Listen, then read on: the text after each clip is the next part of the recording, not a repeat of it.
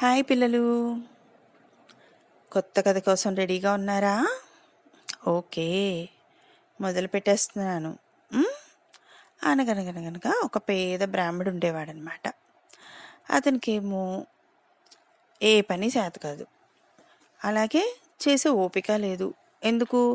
ఏదైనా పని చేస్తే సంపాదన ఉంటుంది, సంపాదిస్తే మంచి ఆహారం తీసుకోవచ్చు. కానీ అతనికి ఏంటంటే బలము లేదు, బద్ధకము పైగా.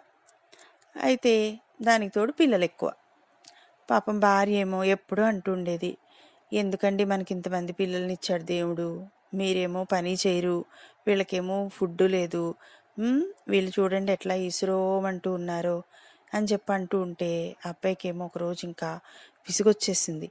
ఉండు, నువ్వెప్పుడు దేవుడి పేరు చెప్తావు కదా, నేను ఆ దేవుడినే వెళ్ళి కోరుకుంటాను, మనకి మంచి ఆహారాన్ని ఇమ్మని చెప్పి నేను ఆ నది పక్కన అడవిలోకి వెళ్తున్నాను, అక్కడ తపస్సు చేసి దేవుణ్ణి మెప్పించి మన పిల్లలకి మనకి కావలసిన అంత ధనము ఆహారం అన్నీ సంపాదించుకొస్తాను అని బయలుదేరిపోయాడు. నిజంగానే వెళ్ళి నది ఒడ్డున కూర్చొని నమశివాయ నమశివాయ అని మొదలు పెడితే పాపం ఆ బొజ్జులో ఏంటి, అబ్బాయికి ఆకలి. సో ఆకలి దాహం అయిపోయింది చివరికి అది. అయితే తనకు తెలియలేదనమాట, నమశివాయ నుంచి ఆకలి దాహంలోకి వచ్చేసింది తన తపస్సు అని.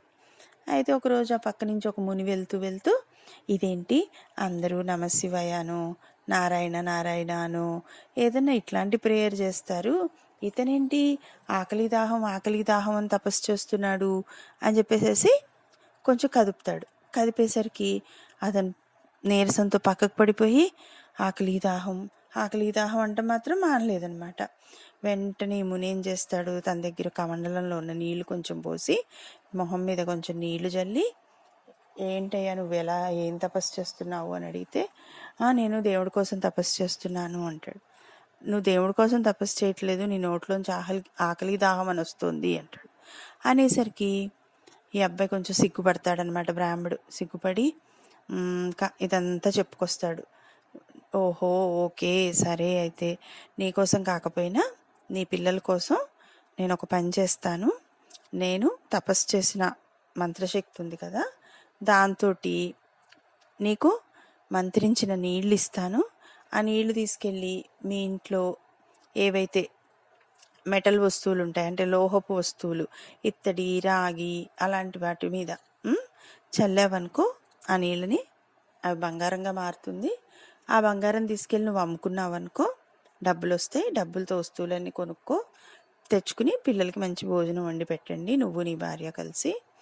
నేనైతే ఈ సహాయం చేస్తాను నీకు అని చెప్పి, మరి నీళ్ళెలా అని చెప్పి ఆలోచిస్తారు ఇద్దరు. పక్కనే నది కదా, ఆ నది పక్కన ఒక ఆనప పాదు ఉంటుందన్నమాట. ఆనప పాదు ఉండేసరికి ఆ ఆనపకాయలు అక్కడ పెద్దగా ఎవరు తిరగరు కదా, కోసేవాళ్ళు ఉండరు అనమాట. అవి ఏమవుతాయి, ముదిరిపోయి ఎండిపోయి గట్టిగా అయిపోతాయి అన్నమాట. దాన్ని పైన హోల్ చేసి గింజలన్నీ రాల్చేసారనుకోండి, ఒక బాటిల్ లాగా తయారవుతుందన్నమాట. దాన్ని సొరకాయ బుర్ర అంటారు.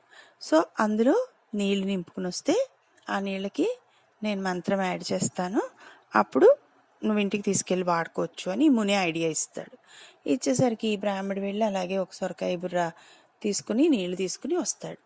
వచ్చేసరికి ఈయన మంత్రం వేసేసరికి ఆ నీళ్ళని జాగ్రత్తగా తీసుకెళ్దామని చెప్పి పట్టుకుని బయలుదేరి వెళ్తూ ఉంటే దోవలో ఒక ఊరు వస్తుంది.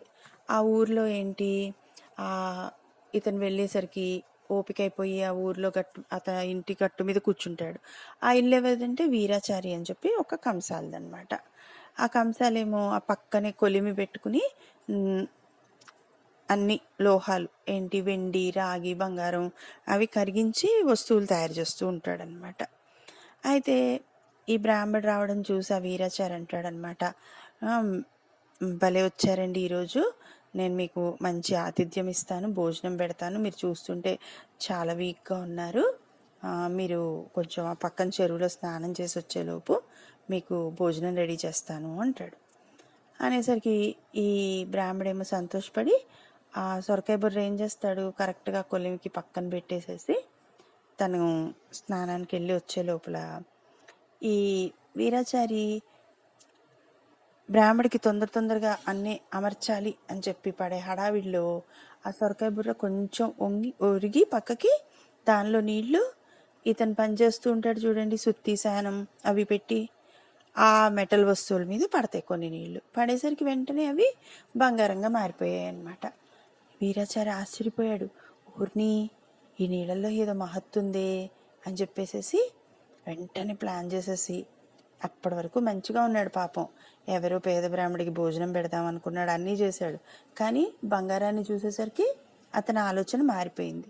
మారిపోయి ఆ నీళ్ళని తను దగ్గరున్న ఒక బాటిల్లోకి ట్రాన్స్ఫర్ చేసేసి దాన్ని జాగ్రత్తగా మూత పెట్టేసుకుని ఈ బంగారం సుత్తిని శానాన్ని అన్నిటినీ ఒక చిన్న బాక్స్లో పెట్టేసుకుని తన ఇంటికి తనే నిప్పు పెట్టేసుకుని ఆ పెట్టి పట్టుకుని ఇంటికి నిప్పు అంటుకుంది అని బయటికి పరిగెత్తుకెళ్ళిపోయాడు అనమాట.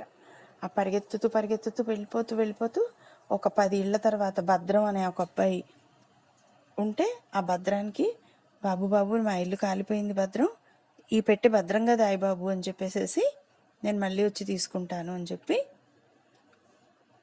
వెనక్కొచ్చి ఏం చేశాడు, ఇల్లు కాలిపోయింది, వస్తువులన్నీ కాలిపోయినాయి అని అరవడం మొదలుపెట్టాడు. పాపం అప్పుడే ఈ పేద బ్రాహ్మడేమో స్నానం చేసి ఇతను ఏదో పెడతాడు కదా అని చెప్పి రెడీగా వచ్చాడు. వచ్చేసరికి అన్నీ కాలిపోయినాయి అని అరుస్తున్నాడు ఈ వీరాచారి.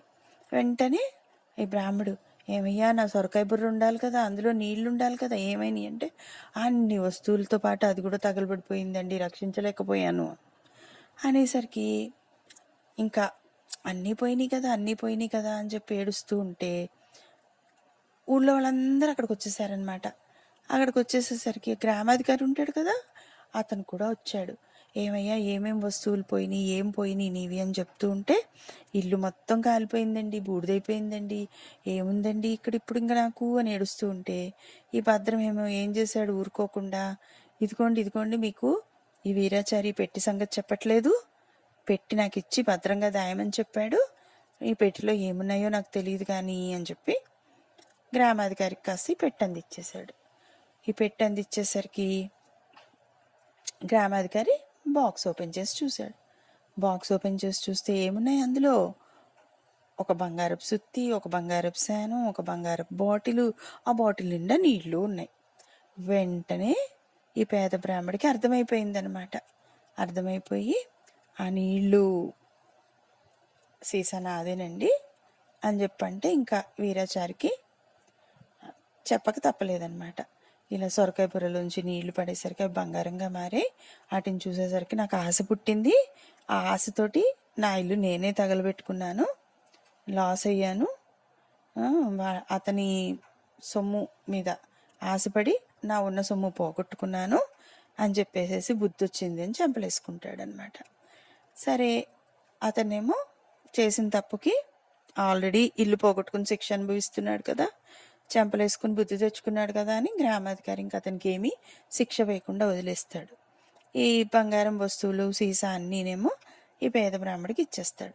ఈ పేద బ్రాహ్మడి ఇంటికి వచ్చిన తర్వాత చక్కగా తన దగ్గర ఉన్న చెంబు, గిన్నె, బొచ్చెలాగా అన్నిటి మీద ఆ నీళ్లు చల్లుకుని అన్నిటిని బంగారంగా మార్చుకుని తను ఒక్కడే తినడం కాకుండా పిల్లలకి ఒక్కళ్ళకే పెట్టడం కాకుండా వేరే వాళ్ళకు కూడా సాయపడుతూ అత్యాశకి పోకుండా, అంటే ఇంకా వేరే వస్తువులు కొనుక్కొచ్చి వాటి మీద నీళ్లు జల్లి అలా చేయకుండా తన దగ్గర ఏవైతే ఉన్నాయో తన ఇంట్లో వాటి మీద మాత్రం ఈ నీళ్లు జల్లి వాటిని బంగారంగా మార్చి, ఆ బంగారాన్ని డబ్బుగా మార్చి, ఆ డబ్బుని వస్తువులుగా మార్చుకుని అంతవరకు ఉండి అందరికీ సాయపడడం నేర్చుకుని బాగయ్యాడనమాట. తర్వాత వాళ్ళ భార్య చెప్పిందనమాట, ఇప్పుడంటే అదృష్టానికి నువ్వు చేసిన తపస్సుకి ఆ ముని ఎవరో నీకోసం ఇది ఇచ్చాడు, ఈ నీళ్ళు అయిపోయిన తర్వాత మన పరిస్థితి ఏంటి, కాబట్టి ఇంట్లో వస్తువులన్నీ అయిపోయినాయి, నీళ్లు అయిపోయినాయి, ఇంకనన్నా నువ్వు కష్టపడి సంపాదించడం నేర్చుకో, పిల్లలు పెరిగి పెద్దవాళ్ళు అయ్యారు కదా, వాళ్ళకి మంచి విద్యా బుద్ధులు అన్నీ వచ్చాయి కాబట్టి వాళ్ళ ఉద్యోగాలు వాళ్ళు చేసుకుని బతుకుతారు, మన కష్టం చేసుకుని బతుకుదాం అని చెప్పింది అనమాట. అప్పుడు ఈ పేద బ్రాహ్మడికి బుద్ధి వచ్చింది, ఏదన్నా వచ్చినా మధ్యలో వచ్చింది ఎంతకాలం ఉంటుంది, మన దగ్గర ఏదైనా విద్య ఉండి దాంతో కష్టపడితేనే మనకి ఎప్పటికీ ఒక రాబడి ఉంటుంది అని చెప్పి ఆలోచించి తను కూడా మారాడనమాట. ఏం పిల్లలు అంతేనా? ఎవరన్నా ఇచ్చింది ఇచ్చినంతసేపే, పుచ్చుకున్నంతసేపే. అదే మనం సొంతంగా ఏదైనా నేర్చుకున్నాం అనుకోండి, చక్కగా దాన్ని ఉపయోగించుకుని బాగుపడచ్చు మనం. ఏమంటారు మీరు? రైట్ అంటారు కదా? ఓకే, మళ్ళీ ఇంకోసారి ఇంకో కథతో కలుద్దాం. బాయ్ కన్నలు.